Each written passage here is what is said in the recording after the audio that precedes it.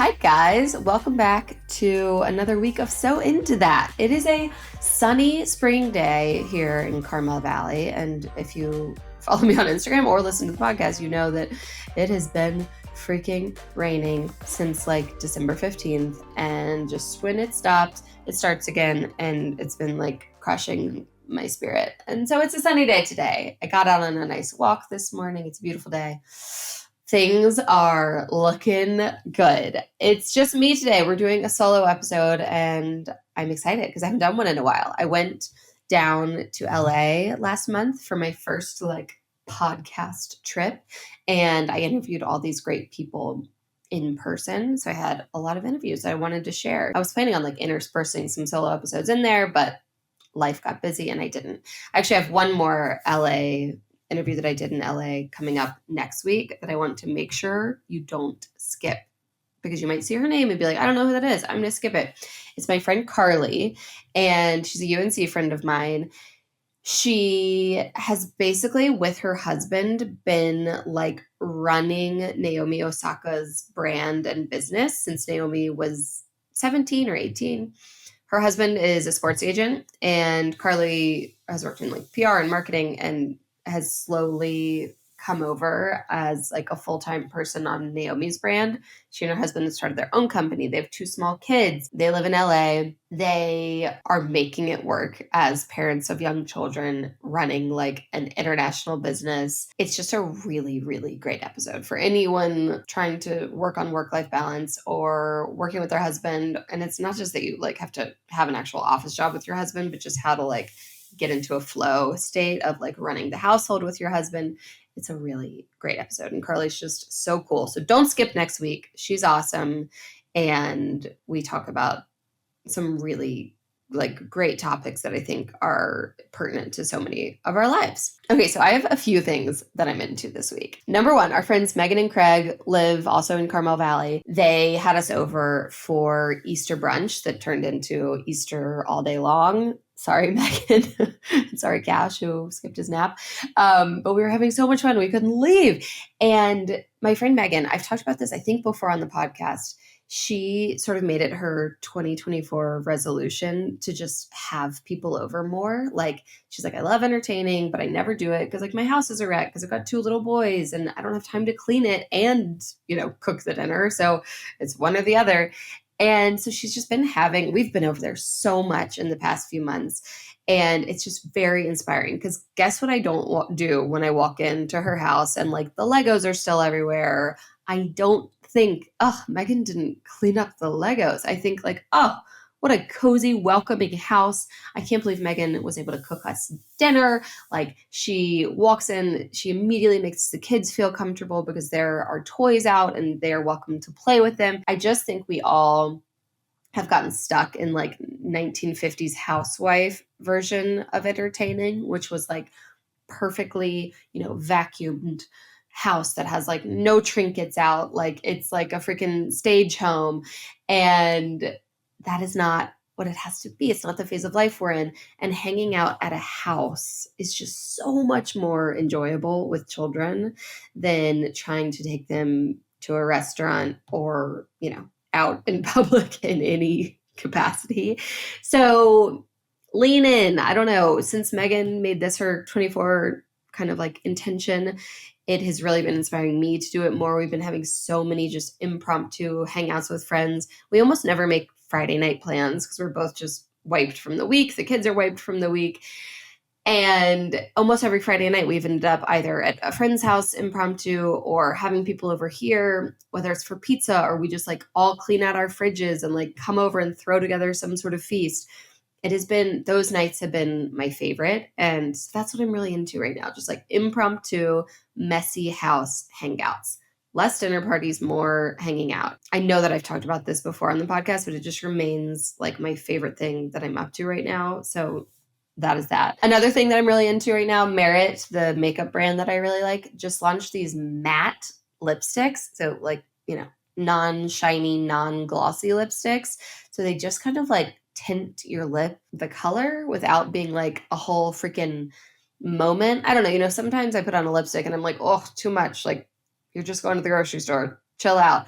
But as I get deeper into my 30s, my lips are just like turning flesh colored, like they're just disappearing into my face. If you're watching the video version of this, I'm sorry I didn't put on this lipstick. I should have. So indeed, my lips are disappearing into my face. But these matte lipsticks just like color your lip. There's no shine, there's no gloss, and I'm really into them. Sunday is my favorite color. It's just like a perfect pink. I love it. It's definitely a moment. Sunday is definitely not just like your baby is a lipstick of theirs. It's not a matte color.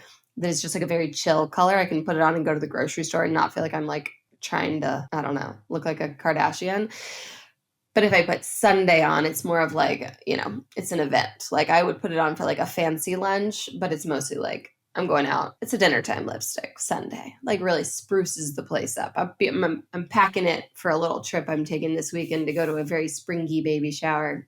That'll be my lipstick for the baby shower. But they're both really pretty. Sunday and baby are my favorite colors. Yesterday, I was hanging out with a bunch of girlfriends, and one of them was recently at a wedding, and we started talking about like wedding readings and the ceremony itself.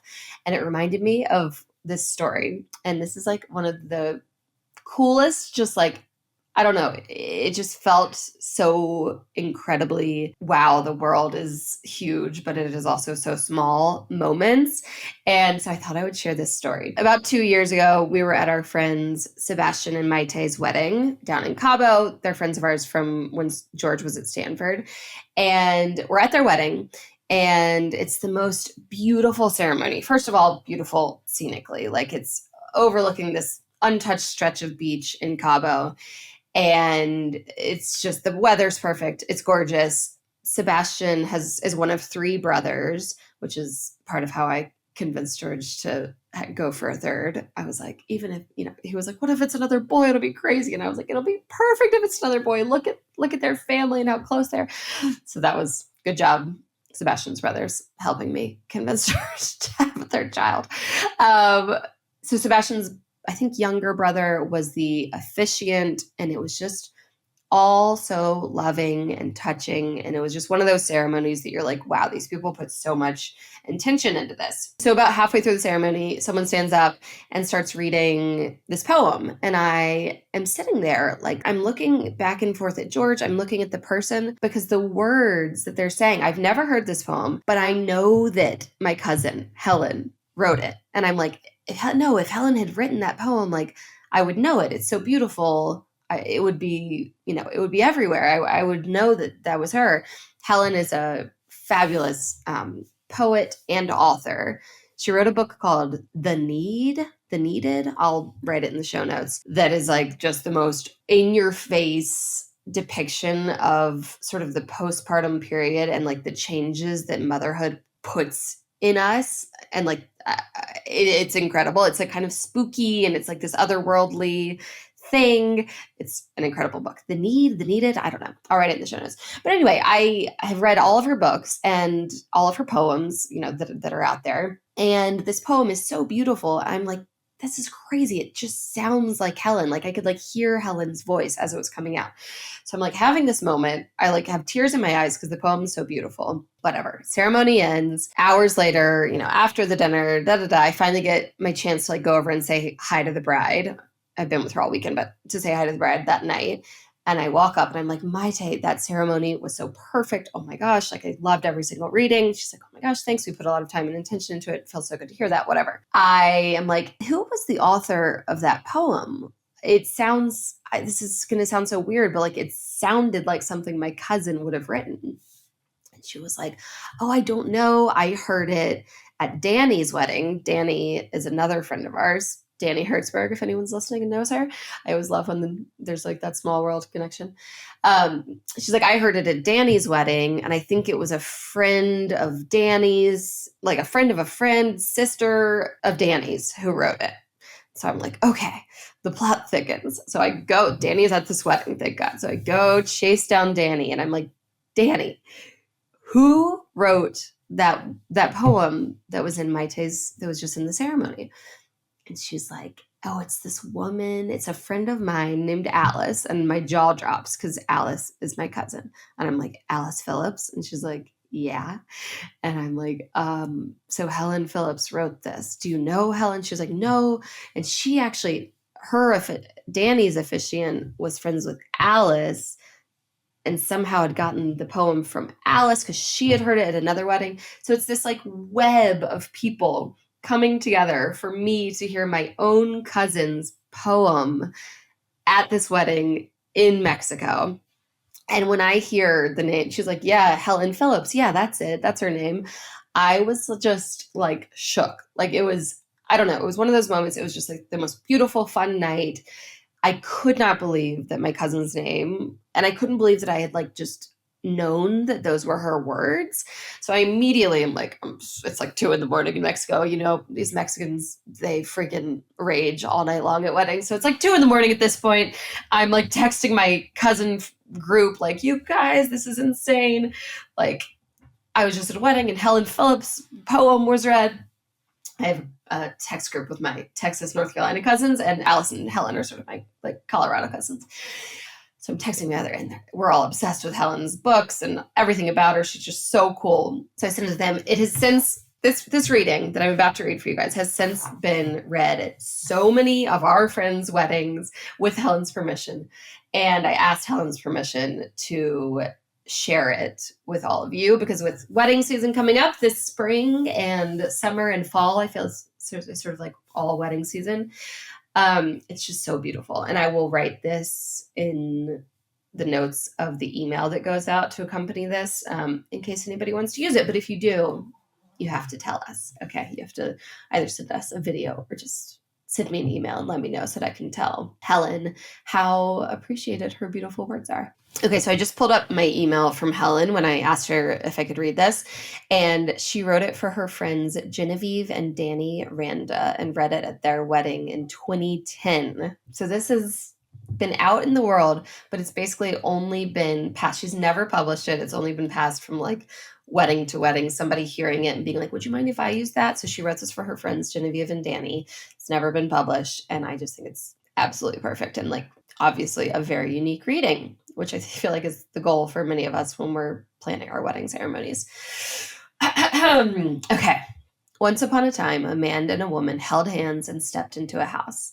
This house had 2 cups and 2 bowls, 2 spoons and 2 chairs, 1 bed and 1 table. Sometimes the man and woman sat on the front porch, watching the world go by. Sometimes they sat on the back porch, looking out at the wilderness. The house changed shape around them. It transformed into a mansion as large as the world, its hallways lined with doors, and behind each door there was a place. A yellow Tuscan road, an iceberg, a cliff, a crowded marketplace. Other times, the house transformed into a very tiny cottage. Wherever they were in the cottage, they could reach out and touch each other. Fireflies came in through the open windows. Still other times, the house turned into a marvelous hotel. Many people came to visit the man and woman. Everyone laughed a lot and ate a lot. Then the guests left, and the man and woman were alone again in their house, which was now shaped like a spaceship. The house blasted off, carrying them out into the universe. After circling the moon, they returned to Earth. Upon re-entering the Earth's atmosphere, the house released a huge red parachute and drifted down to a mountaintop. The house grew, a room here, a room there. The house filled with sounds, the creak of a rocking chair and the sighs of children dreaming of kind monsters. There was a fire in the house and later a flood. The man and the woman stood in the doorways, holding hands. A tornado lifted the roof off the house and carried away the lilac bush and the toothbrushes. The house turned into a fortress and a boat as necessary. Sometimes it was a skyscraper, sometimes a beach. Tides rose and fell upon it. It emptied of children and filled with guests. It emptied of guests and filled with children. Sometimes it shrank again to a porch with room for just 2 rocking chairs.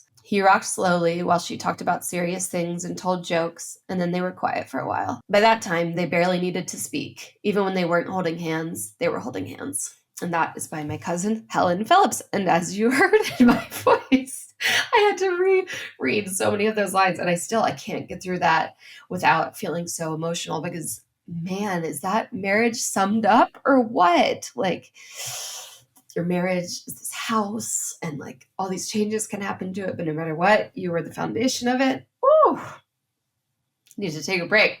So anyway, I love that. I think it's so beautiful. Many of my cousins have printed that out and framed it in their houses.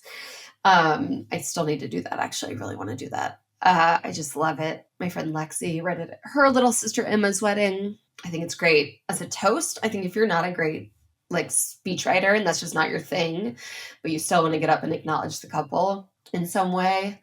I think that's so beautiful. Anyway, I got to move on because it just makes me like, I don't know. I just think it's perfect. Okay, here is what I'm so out on right now. I'm just coming off of my period and my moods, cramps, everything have just gotten so much worse. At first I was going to say since I had children, like, is this because I had children? But I've talked to some friends who don't have kids, aren't planning to have kids.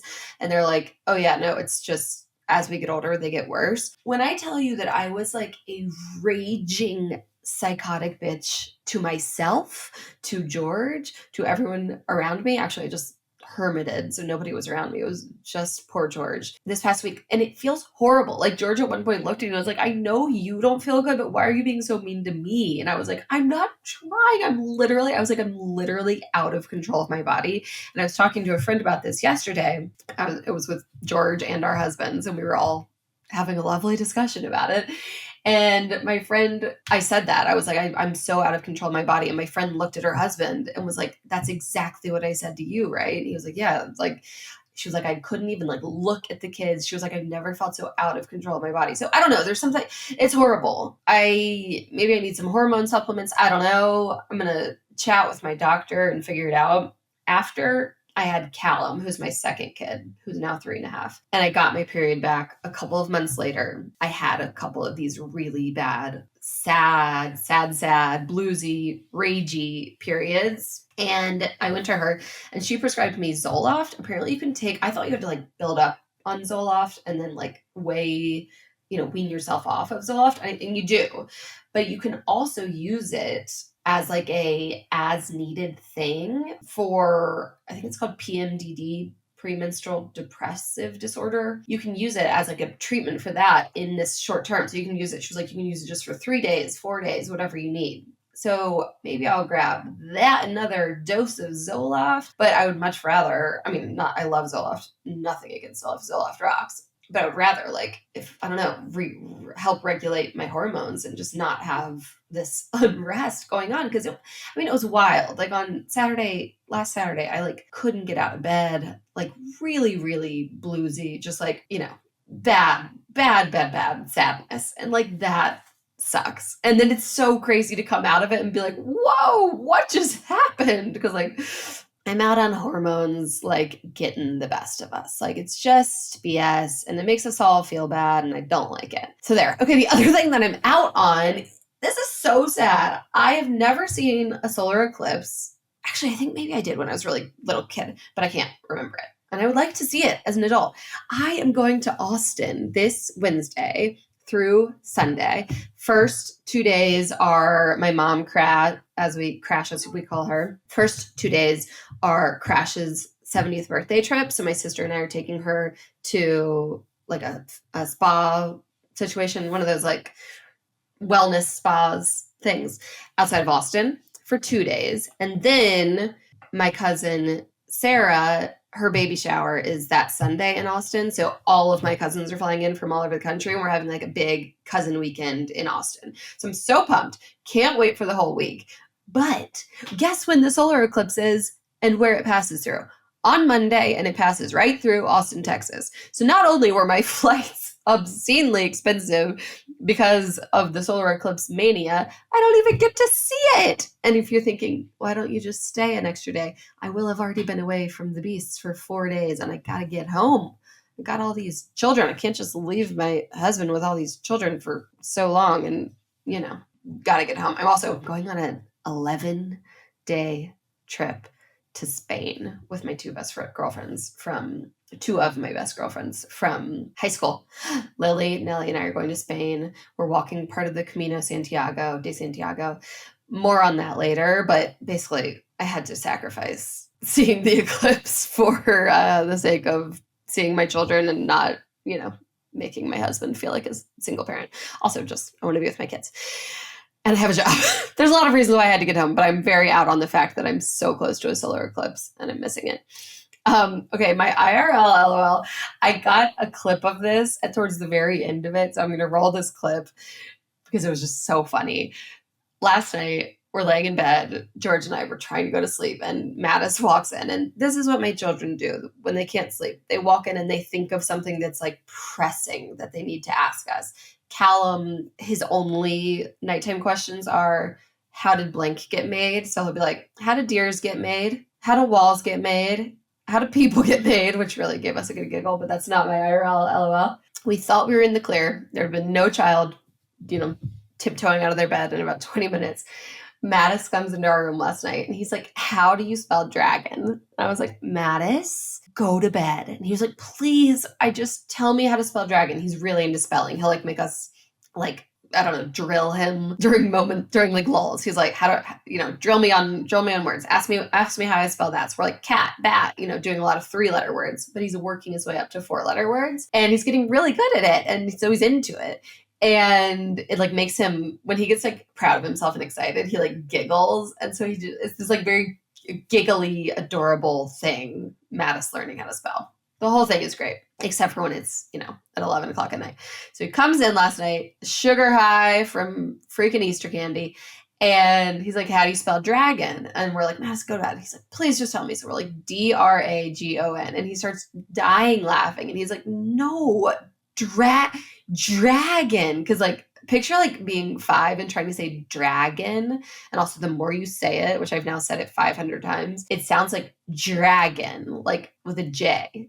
Dragon, not drag. We're like, okay, it's DRAGON. He's like, no. And he's like dying laughing. And he's like, it's not. Try again. And we're like, yes, it is. And we were all just like sort of slap happy. We've like been at a friend's house all day. He's been eating candy all day. We've been drinking rosé all day. Like we're all sort of slap happy. And we were like peeing our pants trying to convince him that it's spelled DRAGON. That's my IRL LOL of the week. Kids are just so damn funny, especially kids that are like learning a new skill. So we'll roll the tape, but just so you can get an idea of it. But imagine this is like on the end of us just absolutely laughing our asses off. Okay, and for my what to cook when I don't feel like cooking of the week, sometimes I develop a recipe for what to cook, the newsletter, and I love it. It lives on the newsletter and I never cook it again. This week's beef enchilada casserole, I have already cooked like basically 3.5 times because I've made a lot of half batches because Cashel, the baby, is obsessed with it. And the big boys tolerate it, which is a huge win in my house. Like them tolerating anything that isn't just like chicken fingers and I don't know, whatever, plain chicken is huge, especially when foods are like mashed up all together and they just don't know what it is. They have a hard time with it. And so this is a huge win. So Cash, I just like will cut it up and give it to him. He like palm smashes it into his face. He's obsessed. It's this really easy beef enchilada casserole. You basically make a beef mixture. You cook beef with a bunch of spices, onion, garlic, and then you add tomatoes, season it up, make it really like a delicious beef enchilada filling. But then instead of rolling it into tortillas, adding it back to another pan, adding more sauce on top. Enchiladas are like kind of a multi-step, like messy, hard, not hard, but like they dirty up a lot of dishes. This is just a one skillet. Make the sauce, and then instead of rolling up the enchiladas, you just smush tortillas in there, top it with cheese. And then like when it cools, the tortillas kind of like hold the sauce into place. So you can cut nice big squares. So you're just eating like a square enchilada basically instead of a rolled up one. And when you scoop into an enchiladas, they all rip anyway, and you're not really eating like a whole singular one most of the time anyway, because they like stick to the sides of the others. So like, who cares? It's the same exact flavors, but with like a quarter of the effort. So Cash loves it. I love it. It's like a pretty nice, healthy lunch. It's got kale in it, red bell peppers, an entire pound of cauliflower rice that all just dissolve and like meld into this enchilada filling. So I love it. It's a nice, healthy lunch. And my boys, who are so picky, I cut it up into like long strips and then just kind of mix it up so they think that it's pasta. I told them it was spaghetti bolognese, which they love. And I was like, oh, it's just a different kind of bolognese. And they're going for it. They've eaten it like 3 times over the past 10 days since I've started developing it. So that is my win. I am into that because it's something like really nourishing for all of us, but especially me. It's very hard to eat the same meals as our children right now. They're just in picky phases. I'm honestly not worried about it at all. I know it'll pass. We're continuing to give them all the things, all the vegetables, expose them to them, whatever, give them the opportunity to eat them. And I know it'll pass, but they are super picky right now. And that's just, it is what it is. So finding meals that we can all eat together is such a win. So that's what I'm cooking right now. So try it. I'll link it in the show notes again. But it was this Saturday's recipe for paid subscribers. Okay, a nice short quickie one this week. I hope everyone has an awesome week. I will be in Austin. If any of you are in Austin and think you see me, that's because you do. What else is up with me? I'm working on my main focus in terms of the book right now is planning the book tour. I've got a PR firm helping me do that who are amazing. My whole publishing team at Union Square has been so helpful with all of this. But we're just trying to figure out where to go and what to do in certain cities. So if you're a person who is really good at this and lives in a certain city, please reach out to me. I'd love to chat. We're kind of finalizing everything now. But otherwise, I'll see all of you in August and September, and I cannot wait for that. Okay, have the best week. Love ya.